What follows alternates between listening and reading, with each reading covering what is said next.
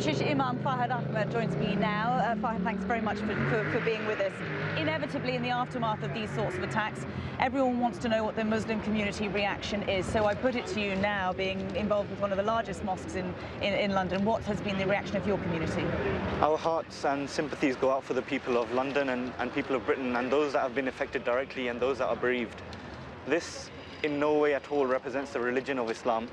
The teachings of Islam are quite categorical in the Quran, which states that there is no compulsion in religion. Anyone who kills one innocent person, it's like killing the whole of humanity. That is the teaching of the Quran. That is a quote from the Quran. So when Muslims know that this is a teaching of the Islam, when people misuse the name of the religion, it hurts us.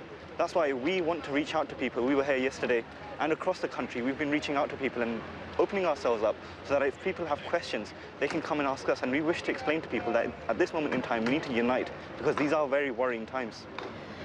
And yet, in almost all of these cases with terror atrocities, it seems to be vulnerable, radicalized young Muslim men who are carrying out these sorts of atrocities. What can you do as a community to try and stamp out this radicalization at such a young age? I think you're asking the right person, because I'm from the Ahmadiyya Muslim community, and in our community, even though we're in millions across the globe, there's not one person who's turned to radicalization. There's a couple of reasons for that. From the very young age of 7, we teach our kids loyalty to our nation is part of our faith. That's the saying of the Prophet Muhammad, peace be upon him. We recite a pledge in our youth meetings which says that I'm willing to sacrifice everything for the sake of my faith, which is important, but also for my country and my nation. If kids are brought up with that message from a very young age, it has a huge impact. And also we're saying that, mosques across the UK, they should be monitored by the governments to see what is being preached inside. The Caliph of the community, he said this a couple of years back, and it was criticized at that time that this is perhaps spying, but we feel that the safety of the people of the country, that is most paramount, and that needs to be given priority. We don't yet know the details, the identities of the attackers involved in Saturday night's attack. We do know about the Manchester bomber, though, and we know that he was the second generation from an immigrant family from Libya. And it does seem to be a trend, really, that it's these second-generation young men who have come to this country and are still somehow radicalized. What is your experience of, perhaps in your own mosque, of dealing with young people who perhaps have North African parents, for example, and they don't quite fit into any one society? I think we don't have the issue, but there are people from different backgrounds within our community. And what we do is that we involve them from a very young age. We involve them through charity works. They don't turn to any form of radicalization because they're so readily involved in positive works. That needs to be across the board.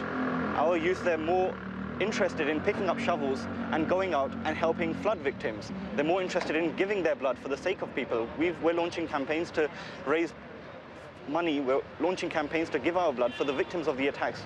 Just today, we're launching a campaign where Muslim youth, they'll be giving 1 hour's wage for the victims of the Manchester attacks and also the London attacks.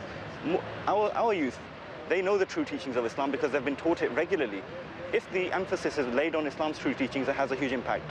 And just briefly as well, we've seen world leaders respond, almost everyone, condemning, of course, the attacks. Donald Trump, the US president, did take to Twitter and almost politicized the incident by talking about his travel ban as well. How important is it to talk about unity rather than division? It's absolutely very important to talk about unity at this moment in time. There will be a lot of people who have questions, and they need to be assured rather than increasing further divisions. Here in the UK, we're reaching out to people everywhere, and I think at this moment in time, it's very important for the governments to increase its security, but also to reassure people. I mean, just a couple of days back before, the threat level was reduced from critical to severe. We feel that until there is a sense that there is a long-term peace and control over terrorism, such action should not be taken. We really appreciate the work you're doing in trying to bring about some sort of peaceful solution to this crisis. Fahad Ahmed, thanks very much for joining us, and thank you.